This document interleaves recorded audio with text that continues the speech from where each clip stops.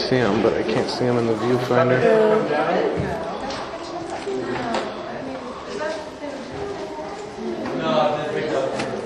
Oh, well, that.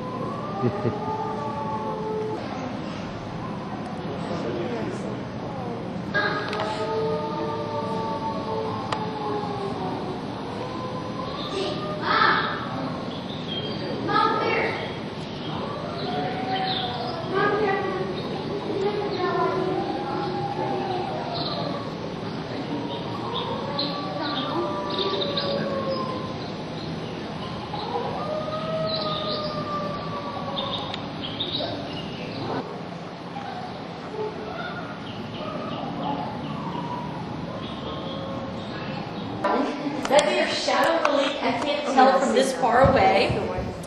But you can find wolves all the way up in the Arctic tundra, up in Canada, Alaska, and you can find them all the way south to the 20th lower latitude. So that'd be Arizona, New Mexico, India. Those are places you can find wolves. And the reason they can live in such different areas and environments, I'm going to run in front of you, sir. Where'd it go?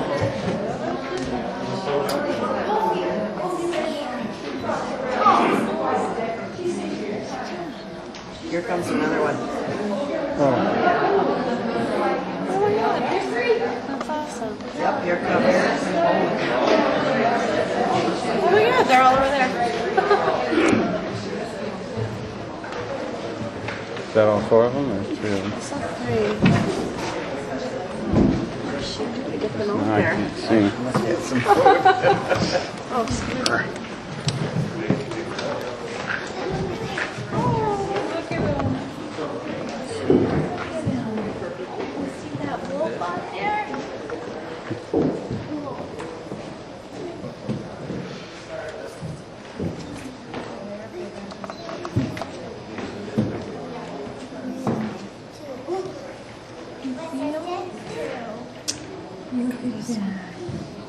Oh, huge. Look at that.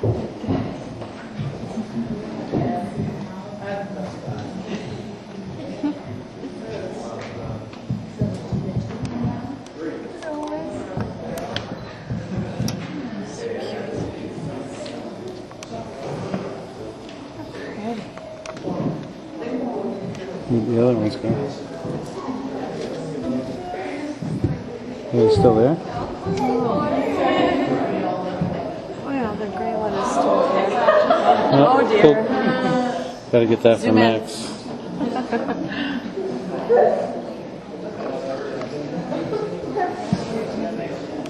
Where is it? Oh, here he is.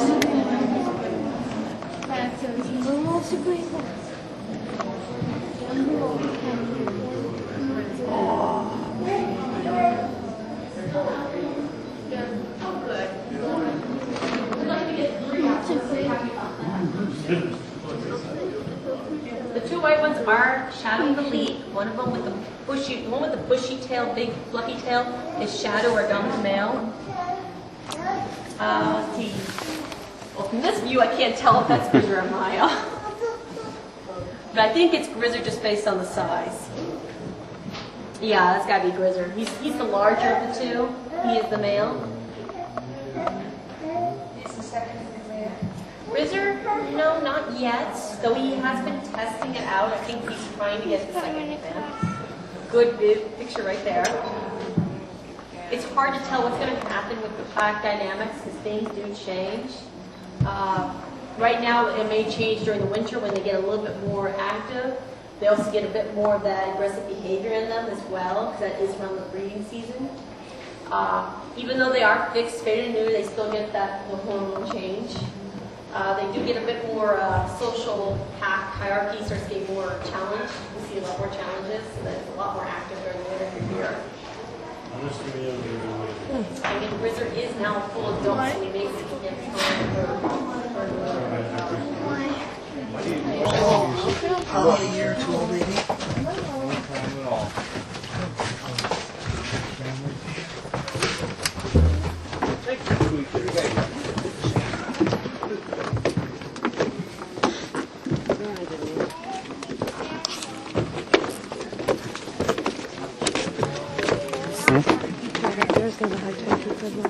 Yeah, I think so. Anyway, I guess.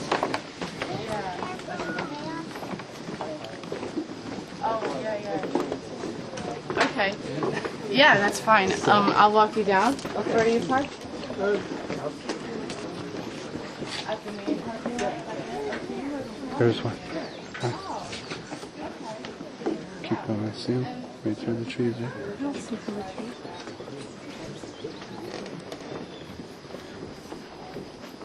I'm right down here too. There's two of them. One is standing right here.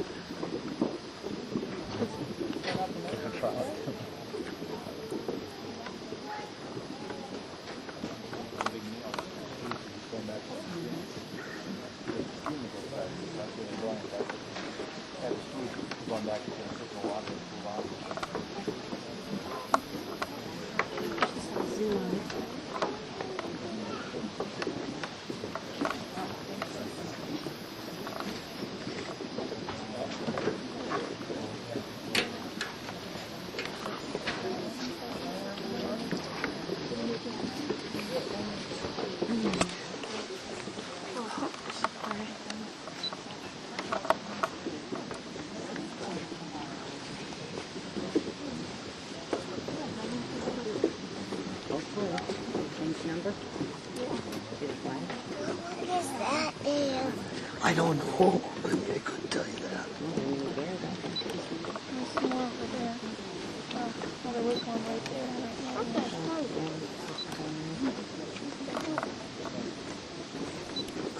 You raised some photos here. Here, bye.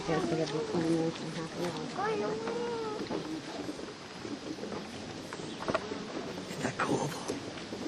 See, I told you they were in cages.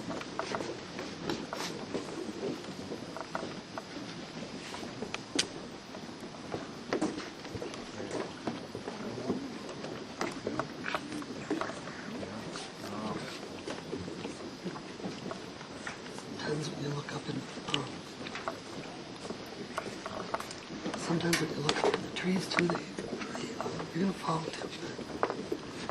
You look in the trees, sometimes the cubs are up there too.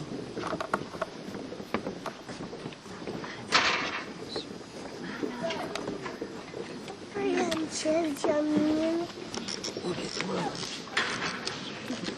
Let's go this way.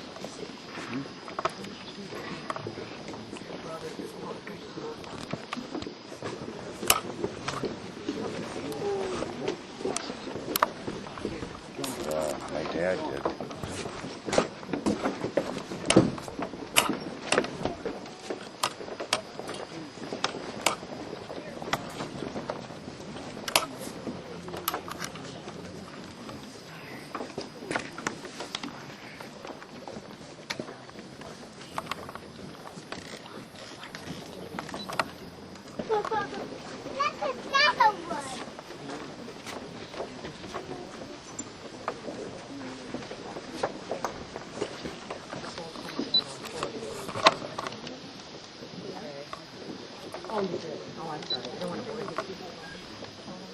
Yeah.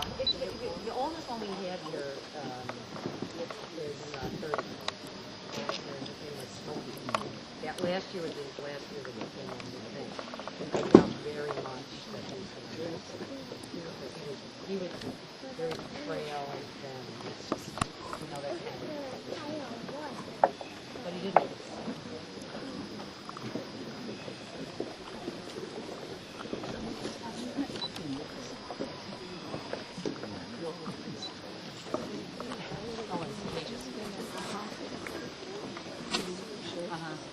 Right. Sure, sure. I mean, there's a lot of places that take in orphan animals.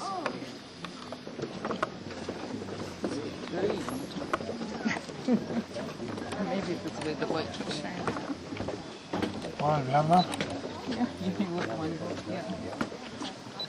Very interesting. I'm just wondering if she has something better in the bucket.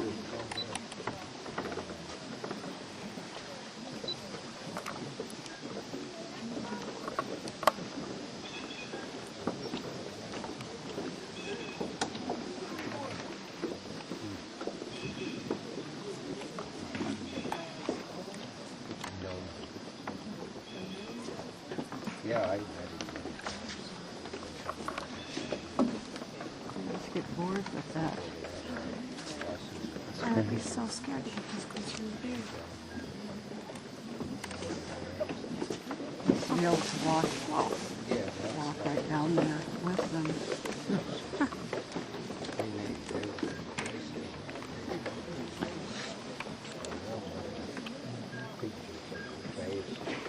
That's a good one there. Oh, fine.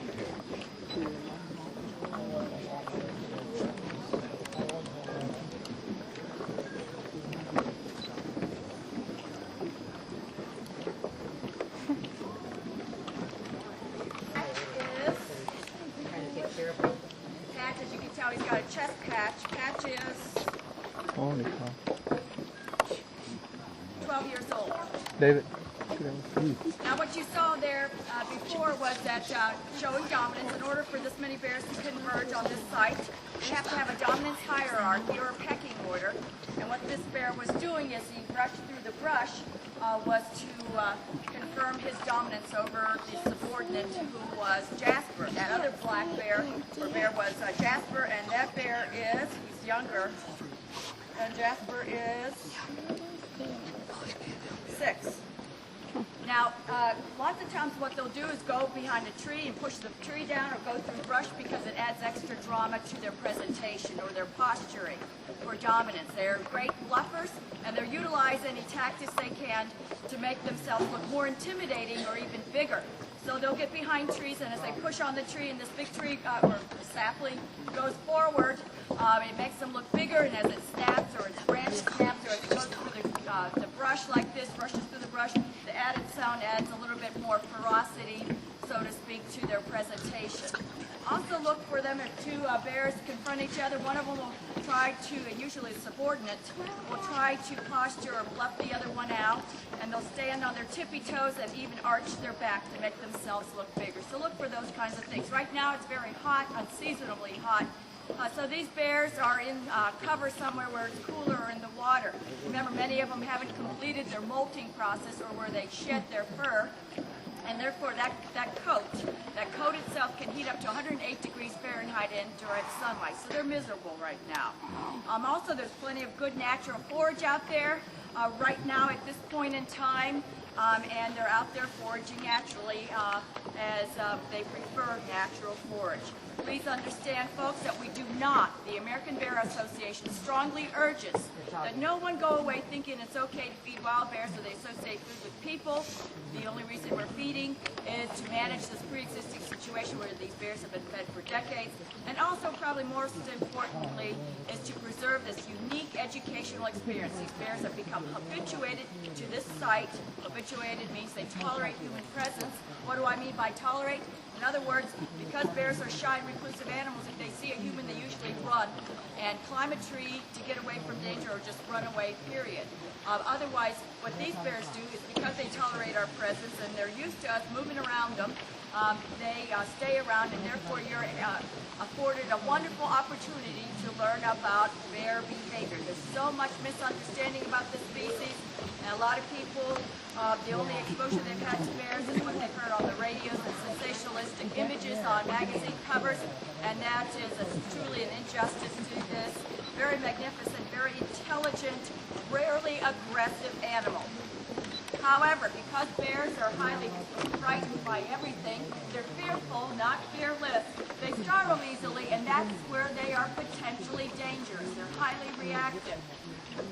We had a bear Donovan, who was about a 5-year-old male, and he was eating nice and casually right here. A chipmunk, unbeknownst to him, came up behind him and just brushed him lightly, and he exploded up the tree, chomped his jaws, all these typical things that bears will do as they exhibit fear and anxiety, and all it was a little chippy. And at the same time, because his field was full of bears, when he exploded up the tree, all the other bears started running. Not one of them knew why they were running, but because they're so fearful, so full of fear, they reacted first and then, so to speak, asked questions later. Therein lies potential danger, as I said. So if you're out there hiking and not paying attention, and you're in bear country, like if you have headphones on, you're listening to music, or if you have a trail, if you're riding a trail bike, bear country, you're asking for trouble. You're asking for a startle encounter with a bear, and you are potentially going to get hurt, and also that ultimately in the negative human bear encounters, bears will also pay the price, because it perpetuates the myth that these animals are unprovoked attackers of human beings when they're not. Take a responsibility, folks, when you're in the forest, active bear country, learn to recognize bear sign. Remember that these animals are potentially dangerous given the right situation to startle encounters. Make sure you advertise your presence in situations where a bear may not hear, smell, or see you coming, like in dense foliage, blind curves, windy days, noisy streams. Make sure you talk or sing, so that bear knows you're coming and he can get the heck out of there, because he doesn't want an up-close encounter with you just as much as you probably don't want one with him. So please understand that also, that we're able to approach these bears at close range because of the habituation. They're used to us moving around them to clean as we scoop, and as we feed them, we're able to approach them because they know we're doing one of these two things. If you think you can approach any wild animal, certainly a bear, and you think because we're able to do it, think again. Remember, when you approach a bear out there in the real world, that bear thinks you're trying to hurt him, and he will react. Either he'll run away, climb a tree, or if you've penetrated his comfort zone, he doesn't feel comfortable to turn his back on you, then he will defend himself, and you will probably get hurt. So help promote peaceful coexistence, and that's what we're all about here. Learn about bears. The best way you can respect these animals is to learn about them, and respect them with plenty of distance. Please explain to your children why we are a special place of exception. I like to say we're a magical circle of learning. These are teaching bears. What we're doing here is transforming a potential tragedy into a positive educational experience. Does anybody have any questions? Well, we hope that you enjoy your visit. We are a not-for-profit organization. We just started charging an admission fee last year. Up until then, we charged no fee. However, we could no longer keep up with our high cost of keeping this place open. Please keep in mind, absolutely no one supports this facility, no taxpayers, no DNR, no outside funding, but you are visitors, and we thank you. It's your donations, your gift shop purchases, and your fees that help us stay open and meet our high cost of operating the sanctuary. We feed these bears seeds, fruits, and nuts. We spend about $30,000 on bear food alone. And if you can help us out in those areas, seeds, fruits, and nuts, you have connections, we could sure use your help. Acorns and apples are other things that we're constantly looking for when the season is right. What a great service project or a family project, collecting bushels of apples and acorns. The other thing we ask is you please that they're not molded or mildewed. We have a phone number on the back of our rack card. Please look that up and let us know. We could use the help. Also, keep in mind that we're always looking for volunteers. We're hunters and non-hunters working shoulder to shoulder on behalf of education. We realize that whether you like to hunt wild wildlife or view wildlife, the key in preserving that legacy rests in education and rests with our children. So we invite you to come join us. I promise you a summer that you'll never forget. I'm from North Carolina. We have folks from all over the world, from UK, Scotland. So you're no excuse that you live too far. We'll fly here.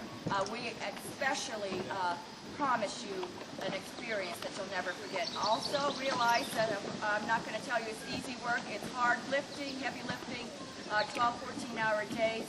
But again, you'll get to see behaviors that seasoned researchers often don't get to see. Please enjoy your visit. We apologize if you don't get the service that you deserve. We are a volunteer-run organization, and we are short of volunteers, desperately short. And you may have to wait a little bit longer for the bus, or you may have a little bit of a difficult time finding somebody to answer your questions, but we are doing the best we can. Please enjoy your visit, and thank you very much.